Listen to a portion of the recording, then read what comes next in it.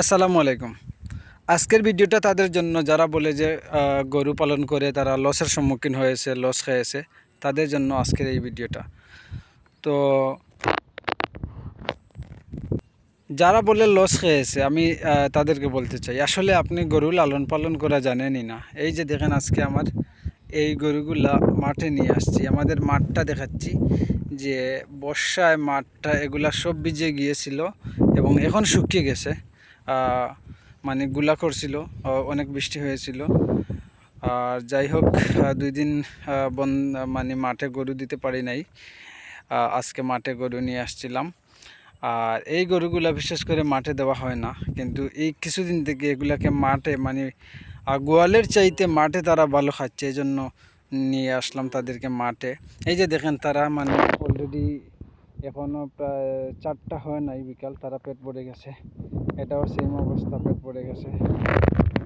এখন তারা করতেছে বাড়িতে যাবে। তো মাঠে নিয়ে আসলে কি হয়, মাঠে নিয়ে আসলে আপনার গরুর কোনো মানে খরচ বলতে নাই।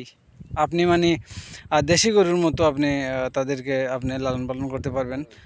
দেশি গরুর যেমন পিছনে খরচ হয় না, ঘাসের খরচ কোনো কিছু হয় না, গরুতে একটু কম হয় এভাবে মানে দীর্ঘা দিয়া গরু লালন পালন করলে। তারপরেও বলবো যে যদিও গুত কম হয়, কিন্তু তার পিছনে তো আপনার 1 টাকা খরচ নাই।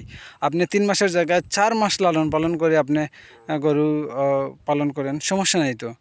যার পিছনে খরচ হচ্ছে না, 3 মাসের জায়গায় 4 মাস থাকলে সমস্যা কি?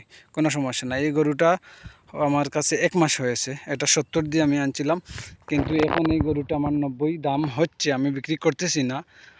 ঈদ আরও কাছাকাছি আসলে এটাকে আমি বিক্রি করে দিব। তো যাই হোক, যারা বলে যে গরু লালন পালন করে লস খেয়েছে, তা আপনাদের আমি বলি যে আপনারা আসলে গরু লালন পালন করা জানেনই না, তাইলে তো আপনি লস খাবেন। প্রান্তিক কামারি আপনারা দেখেন, যারা মানে 1-2টা গরু লালন পালন করে, তারা কি কখনো বলেছে তারা গরু লালন পালন করে লস খেয়েছে? তারা কখনো বলে নাই। যারা হুট করে প্রশিক্ষণ না নিয়ে গরু লালন পালন করে, যাদের কোনো মানে গরু সম্পর্কে কোনো আইডিয়া নাই, যেমন ধরেন গরুর গোবরটাও পরিষ্কার করা জানে না, গরুকে কীভাবে গোসল করাতে হয় সেটাও ভালোভাবে জানে না, তাহলে তারা তো গরু লালন পালন করে লস তো খাবেই। এই জন্য বলি যে গরু লালন পালন করতে হলে প্রথমে এগুলা শিখতে হবে, গরুকে গোসল করানো শেখাতে হবে, গরুর গোবর পরিষ্কার করা শিখতে হবে। আর মনে করেন যে যদি আপনি এভাবে মাঠে ছেড়ে গরু মানে লালন পালন করেন এভাবে মাঠে, তাহলে আপনি গরু লস খাবেন, কখনোই আপনি লস খাবেন না। লসের তো কোনো প্রশ্নই উঠে না যে আপনি লস খাবেন।